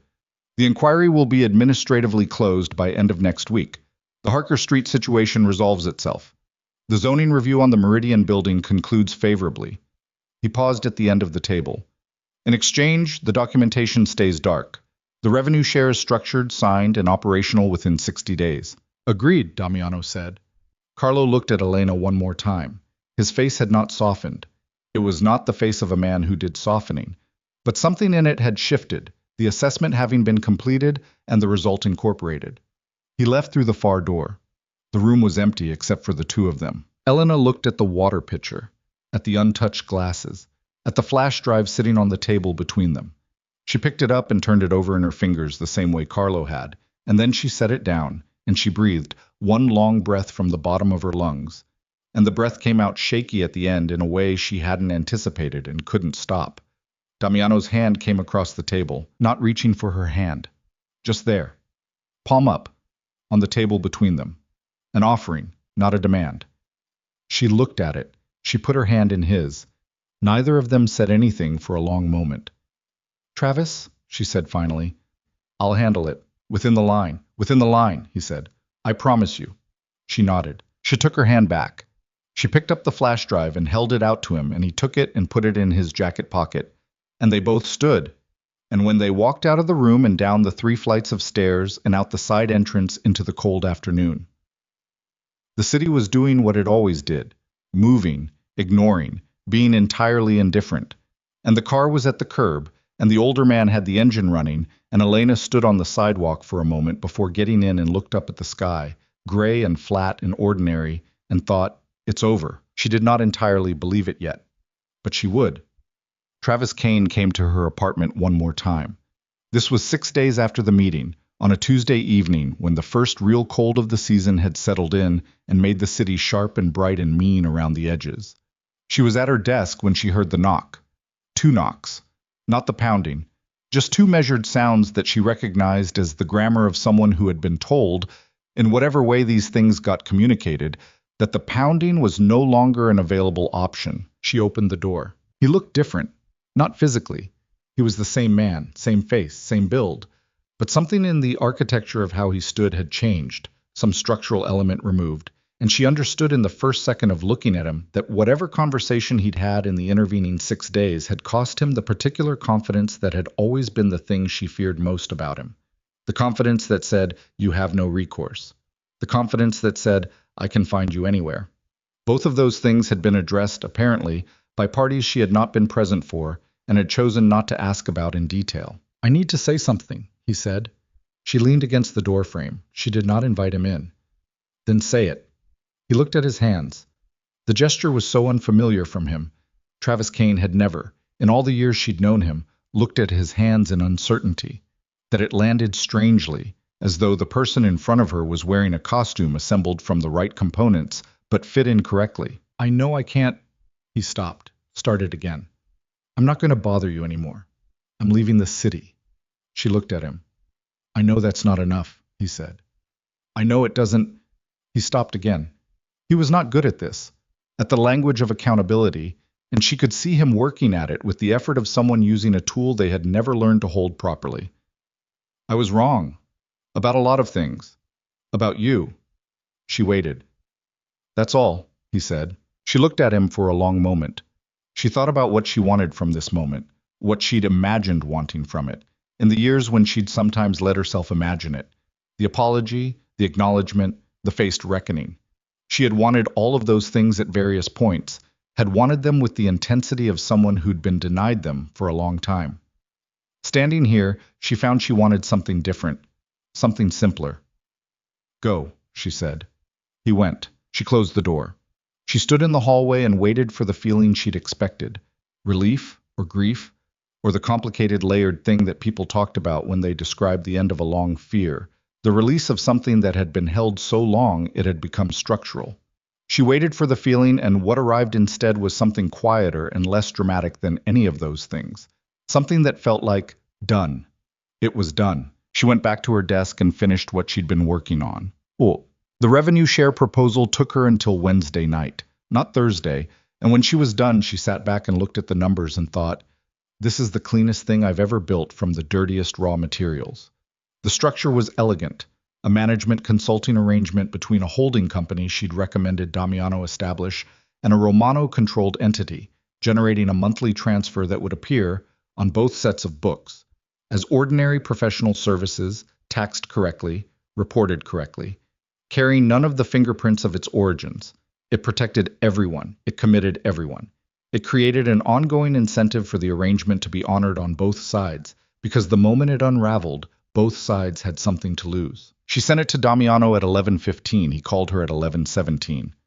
"This is good," he said. And then, "This is very good." "I know," she said. A pause. She could hear him breathing on the other end, the quiet of his apartment below her, and the fact of that, the ordinary domestic fact of two people in the same building who could hear each other breathe through a phone connection, was something she sat with for a moment. "Can I come up?" he said. She looked at the ceiling. "It's almost midnight," she said. "I know." She looked at the document still open on her laptop screen. 47 pages of clean financial architecture built from the materials of the worst 6 weeks of her recent life. "Yes," she said. He brought the coffee. At midnight, which was absurd, and she told him so when she opened the door and he came in with 2 cups, and she said, "It's midnight," and he said, "I know." And she took the cup and they sat at the kitchen table, and it was both exactly like all the other mornings and entirely different from them, because the grammar between them had changed, had been changing for weeks, and they were both now sitting inside the change without the architecture of managed distance they'd been using to make it bearable. I was looking at his cup. She was looking at hers. "I need to ask you something," she said. "Ask." "The morning you came with the folder, the building matter that didn't need hand delivering." She looked at him. "If Travis hadn't shown up that night, if there had been no knock at the door, no crisis, no Romano family, and no flash drive, would you have found another reason to come to my door?" He looked at her directly. "Yes," he said. "Why?" I was quiet for a moment, and she had the sense of him choosing between the managed version and the true one. making the choice she'd asked him to make weeks ago and keep making, and choosing again the same way. Because you were the first person in a very long time, he said, who I wanted to sit in a room with for no reason. She looked at him. Not for information, not for leverage, not for any of the reasons I usually have for being in a room with someone. He paused. Just to be in the room. She looked at her coffee cup. At the kitchen around her, the dish towel, the drying rack, the window with the city outside, the locked box in the bedroom and the laptop on the desk, and the P.O. box 3 neighborhoods away that she was going to cancel, finally, because she was done running and done hiding and done maintaining the infrastructure of a woman in the process of disappearing. She was done with that version of herself. I'm not easy, she said. I need you to understand that going in. I'm not going to defer to you. I'm not going to pretend I don't know what your business is or make peace with it by looking away. I'm going to have opinions about your decisions, and I'm going to say them, and sometimes I'm going to be right, and you're going to have to sit with that. I know. And if you ever withhold something from me again because you've decided I can't handle it, I won't. If you do, I won't, he said, and this time the plainness of it had something underneath it, something that was not performance, that was the sound of a man who had already decided this before she said it. I understand what it cost you to trust anyone again. I'm not going to waste that. She looked at him for a long time. He looked back, steady and unflinching in the way that was just his face, just who he was, and she had spent so many weeks trying to find the seam between what was calculated and what was real in him. And sitting here at midnight with coffee she didn't need. She understood that the seam wasn't there, that both things were true simultaneously, that he was a man who made calculations, and that he was a man who meant exactly what he said, and that those two things lived in the same body, the same way that her caution and her capacity for this lived in hers. She was flawed. He was flawed. The structure they were sitting inside was built from compromise and documentation and a revenue share agreement that would be signed on Friday, and it was not a clean story, and it was not a simple one, and there was no version of it that didn't require her to be someone who had made a specific series of choices with her eyes open. She had made them. She was going to keep making them. She reached across the table and turned his hand over, palm up, the way he had done in the meeting room, and put her hand in it. His fingers closed around hers. Neither of them said anything. Outside the window. The city was doing what it did at midnight, reduced, quieted, running on its skeleton function, the lights of it painting the undersides of the low clouds amber and gray. She had come to the city running, had assembled a life here piece by piece in the particular careful way of someone who understood that assembly was not the same as security, that you could build something very carefully and still have it knocked down, that the answer was not to stop building, but to stop believing that what you built protected you from everything. Nothing protected you from everything. You built anyway. The revenue share agreement was signed on a Friday afternoon in a lawyer's office that belonged to neither side, a neutral space chosen for the specific reason that neutral spaces signaled that both sides intended to honor what was being signed. Damiano signed. The Romano representative. Not Carlo. Not Dario. A third man who existed specifically to sign things at a remove, signed. Elena sat at the side of the table as the accountant who had structured the document, and when both signatures were on the page, she looked at the numbers she had built and felt the quiet satisfaction of work done correctly, work that would hold. After, in the lobby of the building, Damiano looked at her. "It's done," he said. "Not completely," she said. "I'll need to review the first 3 months of transfers to confirm the structure is being honored." He almost smiled. "I meant the other thing." She looked at the lobby doors, at the afternoon street beyond them, at the ordinary city going about its Friday business without any awareness of what had just been signed in a room above it. "I know what you meant," she said. She took his arm. They walked out. 6 months later, on a night in late spring when the city had finally remembered it knew how to be warm, Elena stood on the rooftop of the building where she had lived for 14 months now. The building she was going to keep living in, had decided to keep living in, had stopped making provisional plans about, and looked out at the skyline with the particular feeling of a woman who has finished a long journey and is standing at the destination and finding it looks like a place she would have chosen. She heard the door behind her. Damiano came to stand beside her. He had his jacket off, his sleeves rolled to the elbow, the version of him that appeared after business hours, and that she had come to understand was not a relaxed version so much as a different register of the same intensity. He stood close enough that their arms were touching. She looked at the city. He looked at it too. Sarah wants to meet you, she said. Properly. Not accidentally in a hallway. I know, she's called my office twice. Elena looked at him. She called your office? She wanted to vet me. What did she say? He paused. She said if I hurt you, she would report every financial irregularity she could find in my properties to every regulatory body that would listen.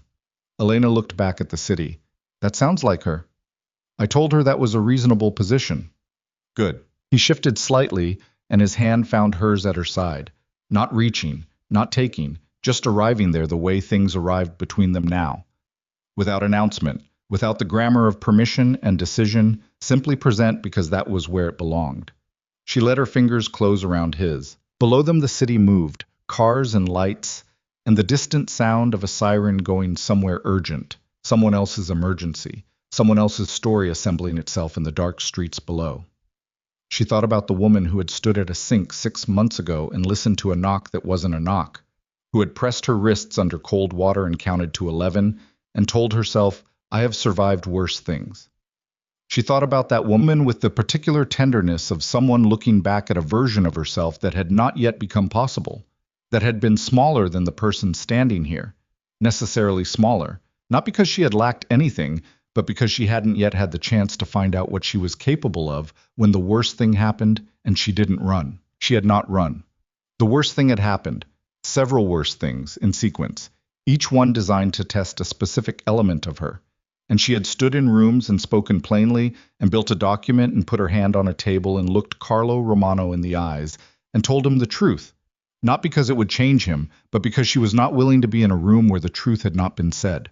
That was the version of herself she was going to keep. Not perfect, not finished, not safe from all future versions of the worst thing, but standing upright in her own life with her eyes open and her name on the lease and her hand in the hand of a man she had chosen, complicated, flawed, dangerous, in ways she had not made her peace with so much as she had made her decision about. And she had chosen him anyway, with the full information, with the seams visible, with the flash drive and the revenue share and the managed gap between what she knew and what she didn't. She had chosen this. She looked at the skyline. She thought, I would choose it again. Come inside, she said. It's getting cold. He looked at her. In a minute, he said. She looked at him. The profile, the jaw, the specific way he looked at the city as though it were something he was still in the middle of negotiating with.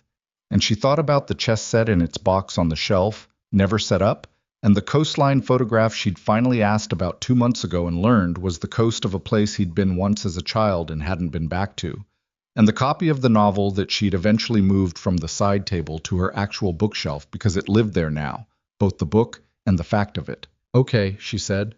She stayed. The city stretched out below them, amber and gray and alive, indifferent and familiar, belonging to no one, and therefore to everyone who had the stubbornness to keep claiming their place in it. She had claimed hers. She intended to keep it.